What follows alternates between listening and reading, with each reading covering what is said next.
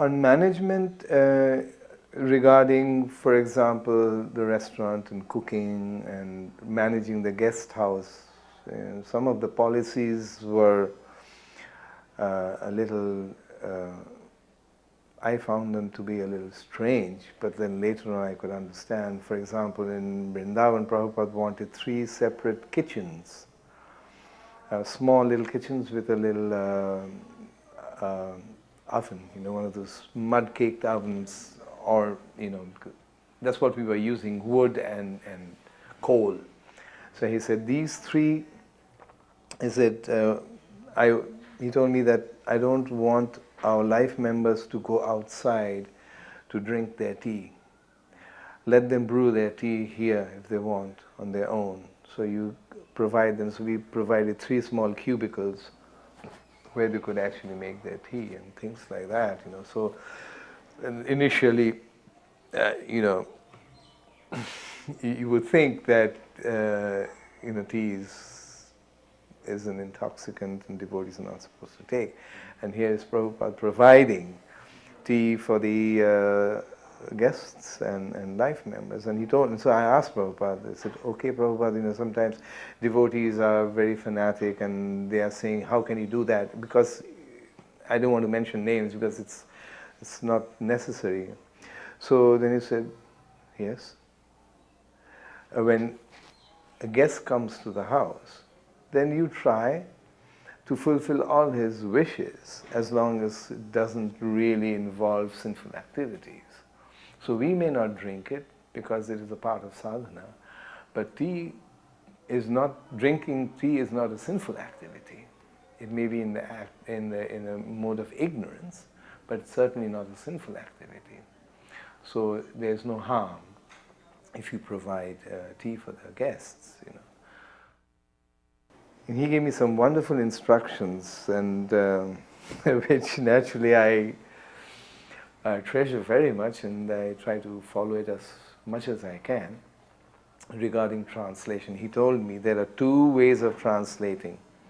One is a literal translation, literal, word, and the other is bhavartha. I mean, he expressed that particular word in English, in Sanskrit or Bengali, and he told me, capture the spirit, because these are very deep spiritual and devotional writings which convey the spiritual devotional mood of the authors, because of all acharyas.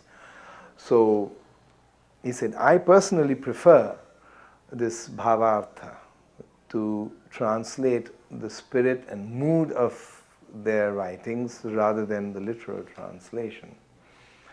He said, you read it, read the original, Bengali, or Sanskrit, or whatever, Hindi, understand it, and then formulate it in your own words. He insisted, in your own words, you formulate it and write it. And I think on one occasion, Satsvarup Maharaj was there, and he told Satsvarup Maharaj that you should edit this book. This is a very important book, and it truly is. BBT did print that. It's now, it's entitled Renunciation Through Wisdom. And it's an incredible book. It's a gradual, unfolding of the philosophy and purport of Bhagavad-gita. And Prabhupada just excelled himself in the sense that the writing, the original Bengali, was very scholarly. When he wrote in English, he tried, I think, to do it in a very simple manner. But in his Bengali writing, I think he purposely wanted to be very scholarly and erudite presentation. So the translation was quite a challenging proposition, and so he would ask me to come every single day. This was in Vrindavan, while he was in Vrindavan, to read to him, he would have the Bengali, and I would have to read the English translation that I had done, and he liked it, I must say, and that made me very happy. It made me very blissful. Like one time I was in Calcutta Temple in '76, and the Arati had just ended, and I was supposed to go and call Srila Prabhupada from his room and for the lecture, evening lecture. And the building, this where we have the temple, right, still now we have it till today, had this Venetian blinds, the little slats, the wooden slats. So if you just slightly kind of pulled at it, you could see through it. So before entering, I kind of peeped in, and the Nishinga prayers were going on, and there was Prabhupada sitting with his back to me. He had these small little garlands of the small Radha Govindaji, they call Radha Govindaji. And he had them around his ears, and he was swaying his head and swinging them, and the garlands were also swinging, and he probably I don't know what it was, he was totally absorbed in his transcendental world. But he immediately said, "Yes, please come in."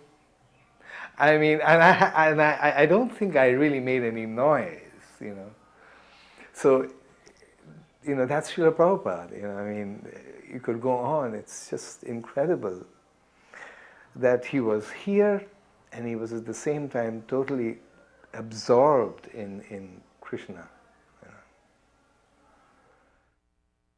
So this was 77, March, April, after the Gaur Purnima festival, Prabhupada comes to Bombay.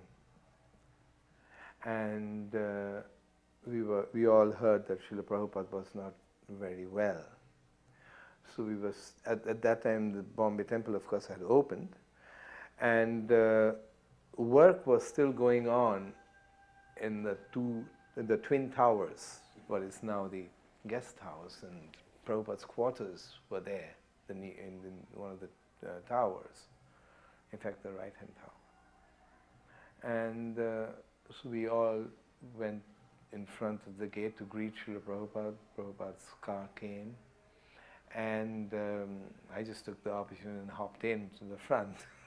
There was the one little place there, and Srila Prabhupada was there, and Gopal Krishna Maharaj, and Surabhi Maharaj. He was the architect, and I think Harisauri Prabhu was also there. So I was sitting in the front, but I kept looking back, and Srila Prabhupada just sat there. He was already a little, his features were a little drawn, he was unwell. And so when we were passing the Twin Towers, Prabhupada just looked to the right, and he saw it pass and didn't say anything. And then again looked straight forward. And we came and stopped in front of his old quarters. It was in one of these two-storied buildings where the BBT was housed at that time. And as soon as the car came to a stop, we all hopped out, opened the dicky, took out his luggage, and Prabhupada just sat in the car where he was.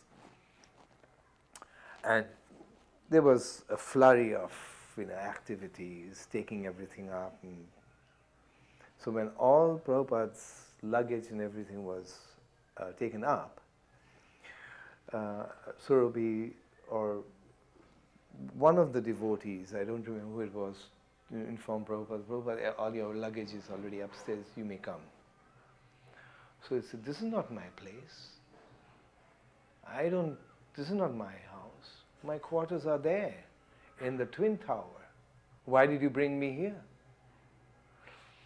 So it was a little embarrassing for Surabhi Maharaj, because his quarters were not complete. So he came hedging and hawing and wringing his hands, Prabhupada, this, that, and said, no, I'm not going here. You promised me that this is going to be my quarters, take me there.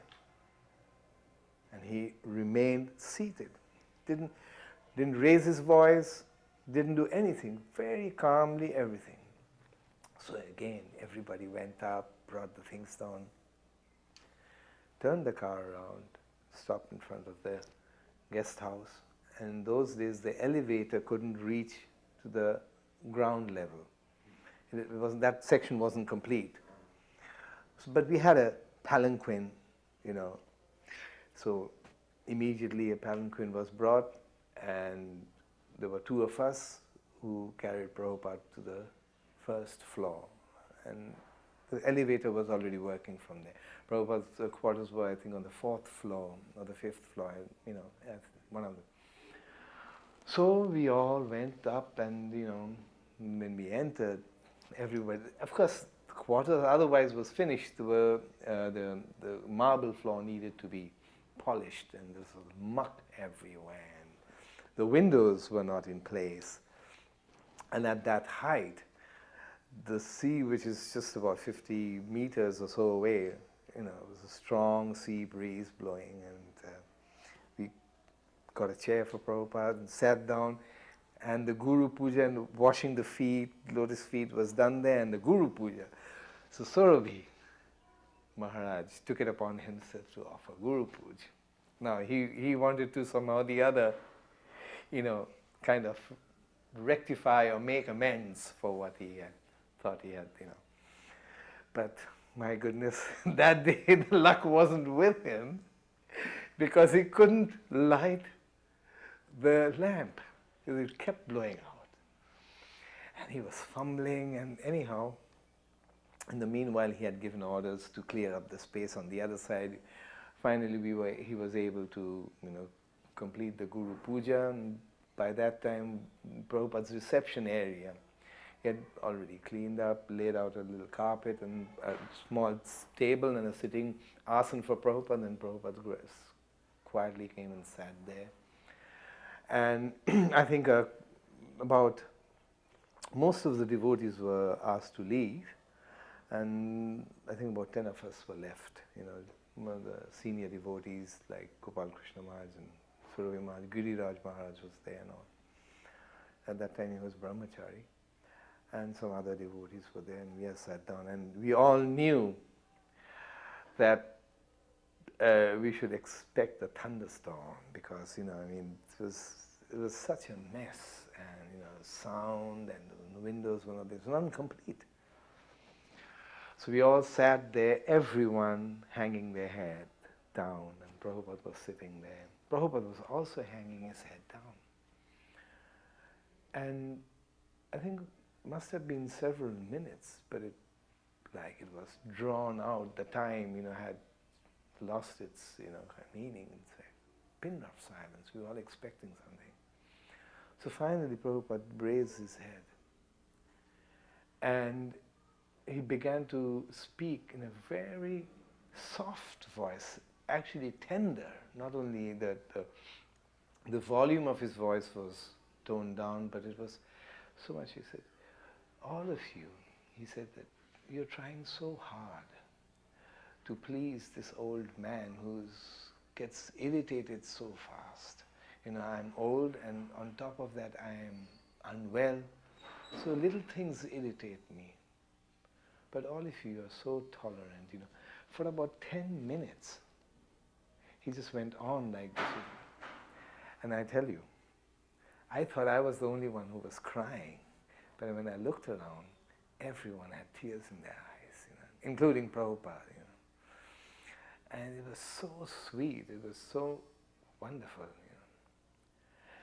How can you, not love a person like this? It's one of the most beautiful experiences I had.